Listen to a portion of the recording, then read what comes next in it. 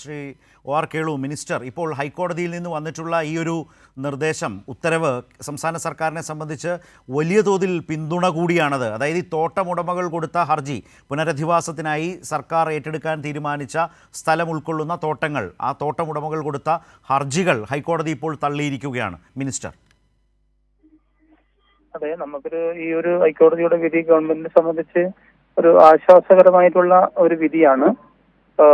അനുകൂലമാവുന്ന സാഹചര്യത്തിൽ ഗവൺമെന്റിന് പെട്ടെന്ന് തന്നെ പദ്ധതിയായിട്ട് മുന്നോട്ട് പോകാൻ വേണ്ടി സാധിക്കും. മാനേജ്മെന്റ് മേൽക്കോടതിയിൽ ഇത് സംബന്ധിച്ച് പോകാൻ വേണ്ടി പാടില്ല എന്നുള്ളതാണ് മന്ത്രി എന്ന നിലയ്ക്ക് എനിക്ക് റിക്വസ്റ്റ് ചെയ്യാനുള്ളത്. പൂർണ്ണമായിട്ടും മാനേജ്മെന്റ് ഗവൺമെന്റിനോട് സഹകരിക്കണം. കാരണം ഒരു ജീവൽ പ്രശ്നമാണ്.